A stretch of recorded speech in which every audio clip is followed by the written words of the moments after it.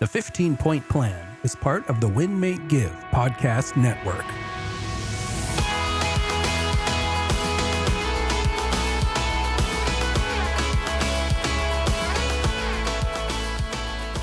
I am doing the intro because this is the 15-Point Plan podcast. My name is Ryan Park Greigg, and as always, I am joined with Jacqueline Smith. And today we're in a little bit of a heated debate world because the holidays are here. And dang it, Jacqueline, I just want to have a dang cookie. I just want to have a dang cookie. I just want to not think about my health and wellness for a little bit. But I know what that has done to me come January.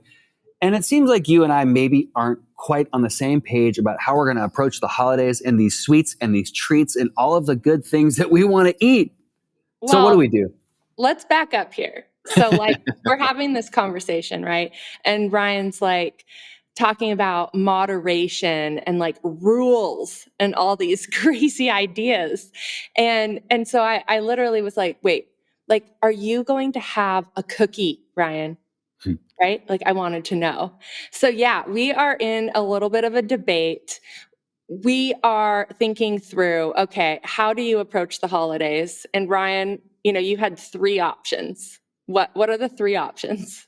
Option number one, Jacqueline, that I am notorious for, that for the last maybe 40 or so years of my life I have operated by, but maybe this year will be different. And that is just the F it option. You know what, Jacqueline? I've earned it. Holidays are here. Mm-hmm. Thanksgiving, I'm just going to do whatever I want. And I'm not even going to worry about it. I'm not even going to think about it. I'm just going to eat whatever I want. And then you know what? Christmas is coming. New Year's is coming. I'm just not going to worry about it. So that's option number one, is a complete letting go. And is that wrong? I don't think so. Right? I don't know that there's a right or wrong answer here. But option number one is just, you know what? Forget it. I'm just letting go. Yeah. I'm just going to, and what we say, out. I am going all out, and I'm just going to enjoy myself.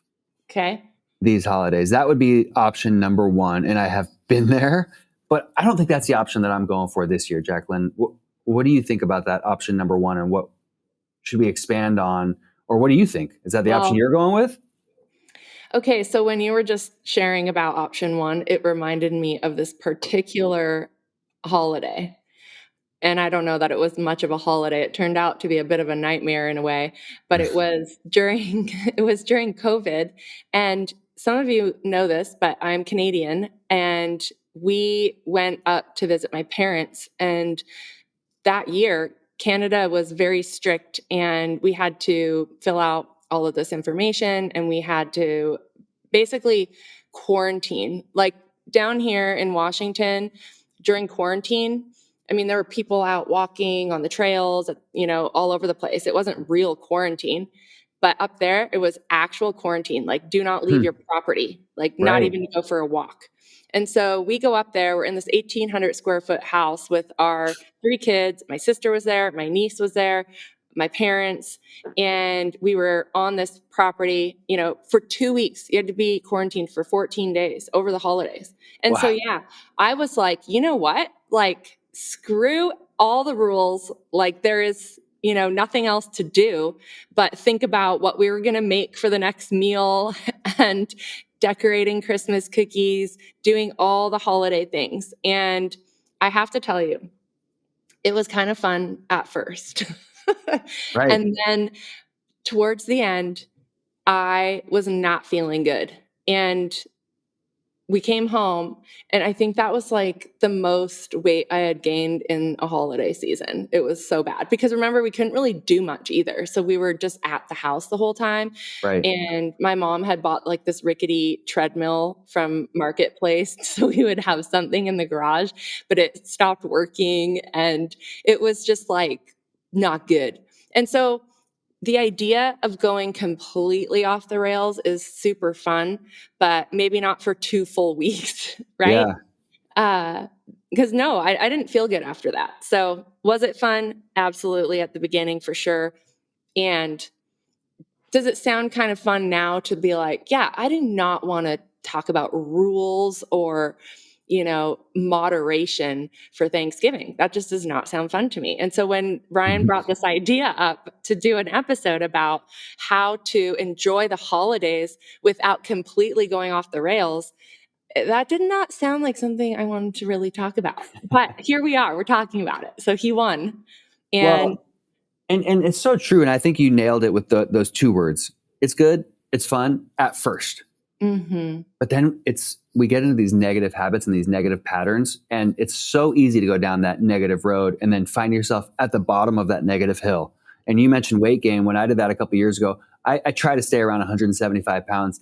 I shot up to 192 pounds over 2 months because of this, simply because of this. So then I think, okay, well, if what would step number 2 be? If I'm just going to say, you know what, like, forget it. I'm going to eat everything. I'm going to eat the donuts. I'm going to eat the cookies, dang it. The real cookies, not the homemade ones. Because, by the way, if you ask my son, Bentley, hey, does your dad make cookies? He'd be like, yeah, these freaking like healthy biscuits. And so I'm eating the real cookies, the real deal. So option number 2 would be, I'm going to eat all this stuff, but I'm going to go for a run because that cookie was 200 calories. And if I run a mile and a half, that's going to burn 200 calories. I'm going to break even. So maybe option number 2 is, you know what? I'm going to eat everything. I'm going to enjoy all this stuff, but I'm going to track those calories a little bit. And I'm going to track the things that I can do to try to burn those off a little bit. So you can still enjoy all this stuff, but maybe you're moving your body enough. You're getting your movement in enough to keep those calories down would be my second option for how to approach the holidays. Still enjoy them, but maybe don't then add that 15, 20 pounds like I did over a couple of months. Yeah, I mean, definitely movement. You know, in Canada during that quarantine, we had the double, right? We were eating all the things and we couldn't really move as much as normal or do as much as normal. So I think keeping maybe some movement and what about some hydration? Like keeping your water intake and then movement. Like try not to completely go off the rails and not do any of the 15 points. And then looking at that, hydration and nutrition paired together. So I might say to myself, you know what, I'm going to absolutely pig out on Thanksgiving. So because of that, I'm not going to eat a breakfast. I'm going to fast for the morning. I'm going to go for a run to burn some calories, and I'm going to drink extra water so that I'm hydrated. Because actually, the more water I drink, the more hydrated I am, the less food I'm going to probably eat also. So that hydration point during that will also help maybe eat a little bit less. And so here's the deal. You're in between Thanksgiving and Christmas, and you've gotten kind of used to having like cookies for breakfast. Let's talk about how do we set ourselves up for success so that we're just not, like we said, completely for weeks, because we've got that time, I think, between Thanksgiving and Christmas where, I mean, it could just be a holiday every day. Mm-hmm. So what do you do? What do you do, Ryan? I guess this comes down to just like anything in life, Jacqueline, that I'm working towards a goal on. I got to ask myself, why am I doing it? Is my reason strong enough? Okay.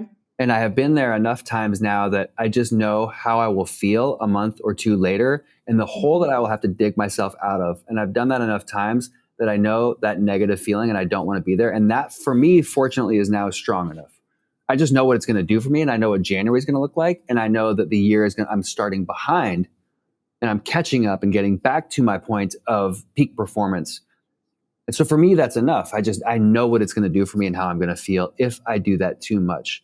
I also need to look at my tracking and look at these types of things. I'm a big guy that says, you know, like, just don't track these things during the holidays. Mm-hmm. Like, just put the scale away during the holidays. And that's how you look at it one day and go, oh my gosh. So can we do a little bit? I guess what I'm saying is, can we do a little bit? Instead of stopping this altogether, what is the rate at which we can still do something so that we still feel good and we're not just digging ourselves out of the rut? Remember, the 15-point plan was created to get yourself out of a rut. Yeah. Let's not get ourselves into this rut. Yeah.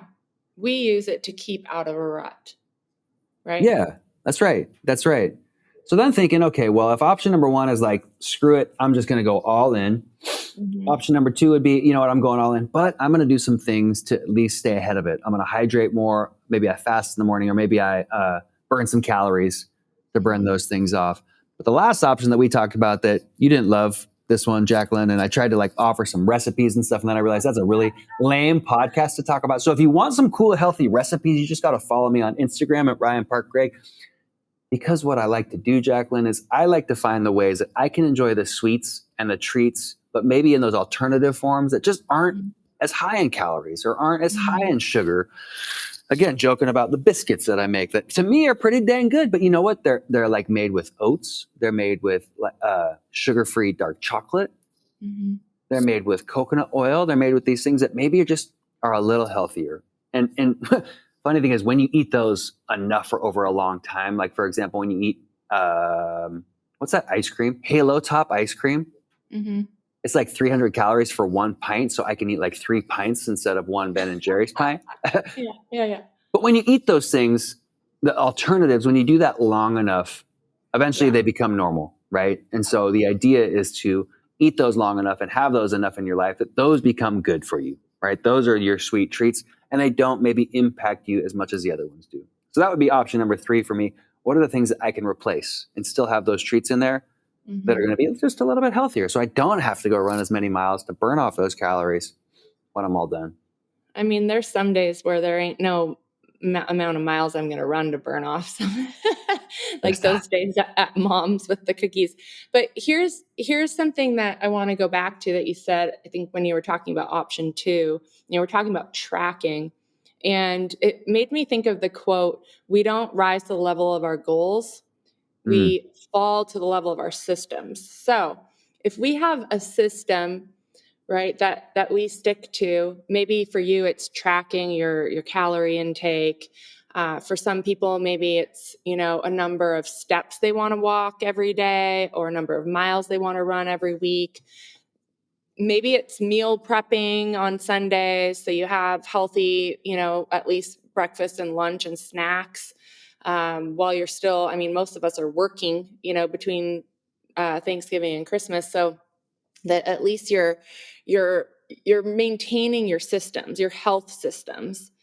And that way, yeah, on Christmas, you don't necessarily have to worry about. I mean, one day isn't going to completely derail you. It's when you right. have like an entire month where you just like, everyone's bringing treats into the office. And you have a rule around that. What's I your do. rule about the office? And do you follow it even at Christmas time? I do. I Okay. do. Yeah. So the rule at the office is I just don't eat sugar at the office. That's just my rule. It's a rule that I created because I'm the type that once I have like one piece of sugar in the morning, whatever it is, it just Mhm. changes my whole day. And then I just want that all day. And I love the people that bring sweets and treats to the office because they're just doing a nice thing. But I just decided, you know what? I'm just going to make a rule that I don't do that. And that way, anytime there's a donut in the office, people know they'll walk by, they'll offer it to people, and they'll look at me, they'll go, "You probably don't want one, do you?" So now it's created that personality of me. It has made me the person that doesn't eat sugar at the office. And I just stick to that rule. And when I tell myself, man, I really want to go next door and grab a chocolate or something like that, I just say, Ryan, you made a rule, you made a deal with yourself. If you break that, like what other deals are you going to break with you or with anybody else? So it's just a rule I made to myself. I learned that from Chris Suarez, our business Mhm. partner, because he talked about his rules with running marathons and how that worked. And I thought, you know what? That's Mhm. effective. Yeah. So it works for me. Yeah. Tell us the truth. Have you ever left the office and went and got a donut after work? Well, it's outside the office. So the rule is I don't eat sugar at the office. You know, funny. fun- uh, you actually must know my route to the office because I literally have to. There is the best donut shop on the route to my office, Jacqueline. So I drive by a donut shop every single morning. Mhm. And I guess every single morning I look at that donut shop and I think, man, that would be really good, but I'm not going to do it. And I've done that so many times now that there have Mhm. been plenty of times I've actually pulled into that parking lot and I don't go in because I'm like, no, Ryan, like you have disciplined yourself. You have worked very hard to not eat those donuts. Now, every once in a while, I'll just say, you know what? I'm going to have a donut. I I have got to a point in my life, Jacqueline, that I am not 100% Mhm. excluding things anymore. I used to do that and then Mhm. I would binge. Yeah. Well, So and yeah. that was kind of my reluctance to do this episode, was because I feel with like diet culture and so many years of restricting myself and having, rules, and this is good and bad, like this, black or white, all or nothing kind of thinking. And I've worked so hard to get away from that. So it's hard for me to hear some of those words, like moderation and rules and good or bad. I think what you're really talking about is being mindful. Mm-hmm. And I think that sometimes, we just get in the habit of, because it's at the office, we eat it, or because it's, on the counter, we eat it, and we don't really, or because we drive by, we pull in and eat the donut or whatever. But what you're talking about is you're just like mindful about it. And when you really want to have something, you have it, but you're not just mindlessly, shoving cookies in your mouth. And I Yeah. think that could be something really, really impactful that people could take away from this. If you're like me, I definitely have done that so much in my life where I'm just like mindlessly eating. Mm-hmm. And you could make that your rule for that point during the holidays.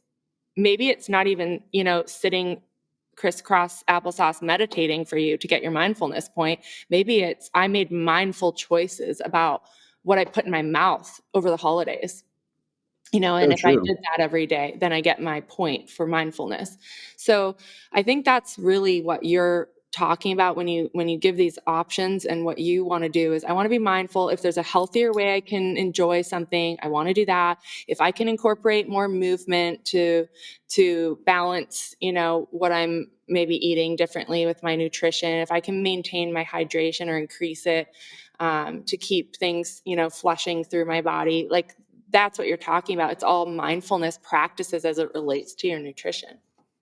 Such a good point. So what you're saying is that we can get actually a few points come the holidays, because we can get the nutrition point, the hydration point, maybe the movement point, but now we can get the mindfulness point, Mm-hmm. because we're mindful, we're eating the things that we're choosing to eat and not just the things that are in front of us.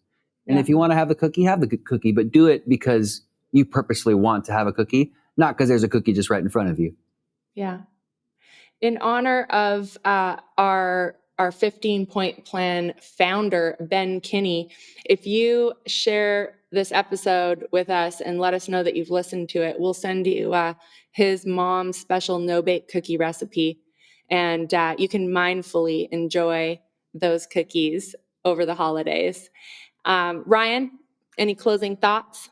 Oh, I love that. I can't wait. That makes me want a cookie right now, Jacqueline, but I am in my office, so I am going to stick true to my rules for my day. I'm going to eat the lunch that I brought, and I'm not going to have any sweets today. As always, share this episode with somebody that might take some value from it, that might enjoy it, and then follow us on social media. You can find the 15-Point Plan group on Facebook. You can find Jacqueline and myself both on Instagram, Jacqueline Ray Smith and Ryan Park Greigg. And of course, check all of our other podcasts at winmakegive.com. We hope you have a great holidays. And until next time, goodbye, everyone. Bye.